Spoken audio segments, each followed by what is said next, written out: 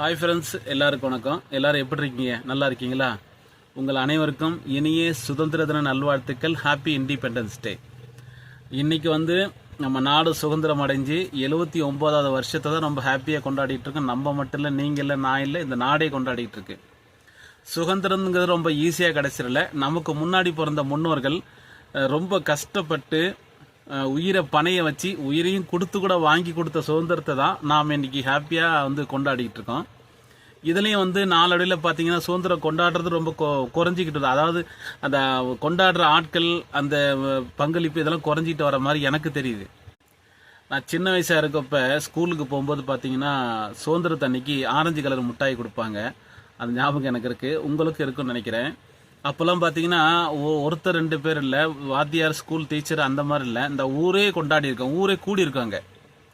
அதை எப்படி சொல்கிறது, ஒரு பொங்கல் ஒரு தீபாவளி ஆனால் எப்படி இருக்கும், எல்லா வீடும் ஒரே மாதிரி ஒரு ஹாப்பி மூமெண்ட்டில் இருப்பாங்க. ஆனால் இப்போ எனக்கு என்னமோ எல்லாருக்கிட்டே அந்த ஹாப்பி மூமெண்ட் இருக்கிற மாதிரி எனக்கு தெரியல. அந்த ஹாப்பினஸ் குறைஞ்சிக்கிட்டு வருது. அது ஏன்னு தான் தெரியல எனக்கு. சுதந்திரம் கிடைச்ச அந்த 10 வருஷம் 20 வருஷம் 30 வருஷம்னு கொண்டாடின இப்போ இருந்த அந்த வேகம், அந்த ஆரவாரம் இப்போ ஜனங்கிட்ட அதிகமாக இல்லை. நான் நிறைய பார்த்துட்ருக்கேன். ஒவ்வொரு சுதந்திரத்துக்கும் அந்த வேகம் குறைஞ்சிக்கிட்டு தான் வருது. அதான் யான்னு தெரியல. ஒருவேளை ஜனங்க கிட்ட போட்டி, பொறாமை, பொச்சரிப்பு நிறைய வந்துருச்சு. ஒருத்தருக்கு ஒருத்தர் இவனை பெரிய ஆள், அவன் பெரிய ஆள், இவன் காரு வாங்கிட்டான், அவன் பங்களா வாங்கிட்டான், இவன் பெரிய ஆள் ஆகிட்டான், அந்த மாதிரி ஒரு இதுல ஜனங்க போய்கிட்டு இருக்காங்க.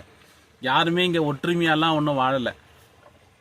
நம்ம வாழ போகிறது கொஞ்ச நாளாக இருந்தாலும் ஒருத்தருக்கு ஒருத்தர் யாரையும் போட்டியாக நினைக்காம, யாரையும் விரோதியாக நினைக்காம, எல்லாரும் ஒரு தாய் பிள்ளைகளை நினச்சி வாழ்ந்தா நமக்கு எந்த பிரச்சனையும் கிடையாது. ஏன்னா எவ்வளோ தான் பணம் இருந்தாலும் போகும்போது நம்ம எதுவும் கொண்டு போக போகிறதில்ல. நமக்கு முன்னாடி இந்த முன்னோர்களாவது இந்த சுதந்திரம்னு ஒன்று வாங்கி நம்மளை இந்த அளவுக்கு வாழ வச்சுருக்காங்க சுதந்திரமாக. இனிமேல் நாம் போகும்போது நமக்கு வாங்க சுதந்திரம்லாம் ஒன்றும் வாங்கி கொடுக்க தேவையில்லை. போட்டி பொறாமை அப்படிங்கிறது வீட்டுங்கள்லையும் சொந்தக்காரங்கள்லையும் பாக்கி பிஸ்னஸ்லையும் வியாபாரத்துலாம் இருக்குன்னு கேள்விப்பட்டிருக்கீங்க. இப்போல்லாம் யூடியூப்லேயும் வந்துருச்சு. அதெல்லாம் நீங்கள் வெளியே போய் தேட வேண்டியதில்லை. யூடியூப்லேயே பார்த்தீங்கன்னா யார் அதிகமான வியூவர்ஸ் போகுது, அவனை பார்த்து வியூவர்ஸ் கம்மியாக இருக்கிறவங்க பொறாமப்படுறது, அதிகமாக கமாண்ட் போடுறவங்கள, அதிகமாக சப்ஸ்கிரைபர் ஆகிறவங்கள, சப்ஸ்கிரைபர் இல்லாதவங்க அதை பார்த்து கவலைப்படுறது, புறாமப்படுறது. இப்போ இந்த மாதிரி இதுவே அதிகமாயிருச்சு. அப்புறம் வெளியே உள்ளவங்க சண்டையெல்லாம் நாம் எங்கே பேச நேரம் இருக்குது? யூடியூப்லேயே நிறைய பொறாமைகள் இருக்கு. யூடியூப்லேயே பார்த்தீங்கன்னா நல்லா யூடியூப் பற்றி தெரிஞ்சவங்க, யூடியூப்பை பற்றி நல்லா புரிஞ்சவங்க, அது மியூசிக் என்ன, அதை எப்படி போடணும் போடக்கூடாதுன்னு தெரிஞ்சவங்களே புதுசாக வர யூடியூப்காரனுக்கு சொல்லிக் கொடுக்க மாட்டாங்க. இதுவே ஒரு போட்டி தான். இங்கிருந்தா நாம் ஒற்றுமையை ஆரம்பிக்கணும். வெளியே போய் யாரையும்